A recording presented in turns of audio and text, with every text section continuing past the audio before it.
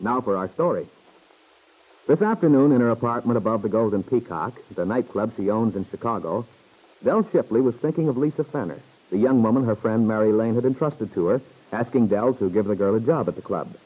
The young girl who the evening before had finally broken down and told Dell a story which even she, with her years of experience in the complications which beset people's lives, had recognized as a very tragic one indeed. Oh, that poor little kid. No wonder she's been in such a stew ever since she's been here. Who wouldn't be? Giving away her baby like that. Well, that Mary's hunch was sure right. She said something was eating the girl. Something really serious. Now that she's told me, I'm darned if I know what to do about it. I don't see what anyone could do. Unless this babe she gave the kid to could be made to give him up. Oh, but Lisa says she refused. She acts almost as if she's afraid of her, whoever she is. She didn't want me to know anything about her, and I couldn't very well ask. Well, the only way out, it looks like, would be for Lisa to confess the whole story to her husband, Lance. Oh, but you never could tell how a guy would react to something like that. He'd have a right to be sore. You've got to look at it from his side, too. Here his wife has a baby he doesn't even know about. Some tricky female convinces her she has to give the kid up, and she does. Poor guy's a father without ever seeing his own child. Oh, it's kind of tough to take. Well, I'm darned if I know what good her telling me did. Now that I know, there's not much I can do about it. But I had to promise her not to say anything. Me, Dell. Oh, hello, Lily. I don't know why you ever bother to knock. You just breeze right in anyway. Well, it saves time. Oh, sure. I'm just kidding.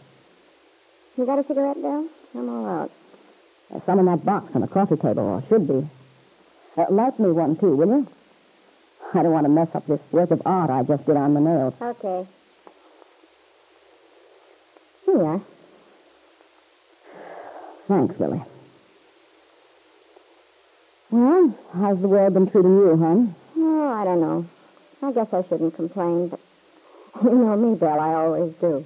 Oh, it's a good idea to squawk about things once in a while. Takes all the meanness out of your system. Yeah.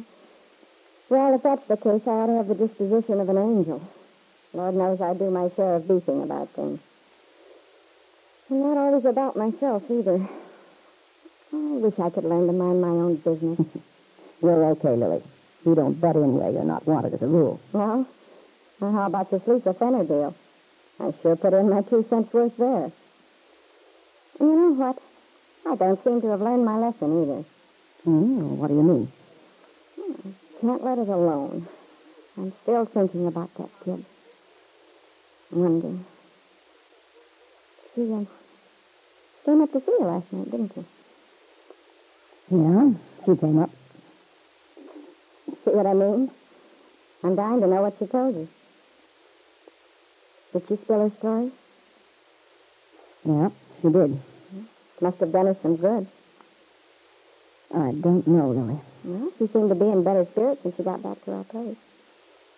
Like she'd gotten something off her conscience. She did? I'm glad to hear it. I don't think I was much help, though. You know, Lily, that kid really is in a bad spot. He doesn't just think so. She is. Yeah? Oh, yeah. That's too bad. I mean, I've been sort of hoping it was some little thing she'd built up in her own mind. Something we could talk her out of. I wish that was it. No, she's got herself a real honest-to-goodness headache. I'm darned if I know what to tell her to do. I guess Aunt Mary was on the right track then. She thought it was something awfully screwy. Yeah. We ought to know Aunt Mary usually doesn't talk through her hat. Well, I guess you don't want to tell me what Lisa's got in her mind.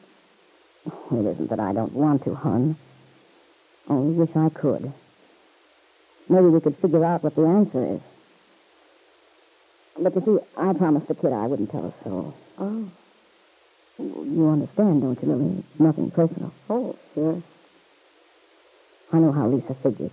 Really dynamite, this mess she's in. And you see, she's been going over and over it by herself all this time. She wouldn't have told me, I think, except that she was just in that mood. You know how you feel sometimes. Well, you've got to talk or you'll bust. I'll say I know. I've seen her going through it for weeks now. Getting that far-away look on her face. You could tell she was fighting something out inside. You bet she was. Still is, too. So last night she was kind of tired, feeling low. Everything just happened to click right, I guess. She started out to give me just the highlights at first. And before she knew it, well, the whole story spilled out.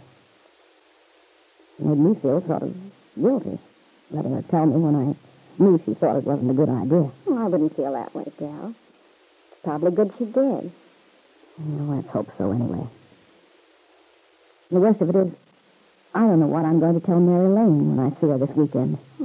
You going down to Aunt Mary's? Yeah. She's been wanting me to. And this weekend looked like a good time to make the trip. Oh, it'll be swell to see her. Yeah. Do you good to get away to? I don't know what Mary has up her sleeve, but it's something she wants me to help her do down there in Wakefield. I bet Lefty will beat it out of there when he finds out I'm coming. Lefty. Nuts for him. Well, don't talk like that, Lily. You know very well you like Lefty a lot. Maybe I did at one time. And I still would if he wasn't such a dope. But if he hasn't sense enough to appreciate you, I've got no use for him. Who does he think he is, anyway? Van Johnson? Well, if he was, he'd be a little too young for yours truly anyway. It makes me sore every time I think of the way that guy's treated you. And I think I'll tell him so next time I see him. Now, Lily, you'll do no such thing. I can fight my own battles. That's just the trouble. This isn't supposed to be a battle. It's supposed to be a love affair. Well, it's not anymore. And the way Lefty's acting, it's never going to be again, either. Oh, forget Lefty. You go down there and have a nice time. You can get a lot of rest and fresh air. Well, I could certainly go for a nice, peaceful weekend in the country myself. Take a couple of deep breaths for me, will you, Dell? Lily, why don't you come down there with me? To Wakefield? Why, sure. Aunt Mary'd love to have you, I know. And you'd be company for me on the drive down. I don't know why I didn't think of it before. Well, Dell, it's well of you to suggest it, but remember, you've got a nightclub and a floor show, and I'm in it. Oh, the show can get along without you for a couple of nights. I'll give you a vacation. You need one anyway. Well, I admit the show wouldn't fall apart without me. Well, of course not. I'd feel kind of mean about leaving Lisa all alone in the apartment, though. Yeah. Oh, I think she'll be all right. Might enjoy having the place all to herself. We'll only be gone a couple of nights. Well, that's so. Would you think Aunt Mary'd have room for me? That house isn't very big. We won't stay at the farm. We'd better all around if we stayed at the hotel. I'll make arrangements tomorrow.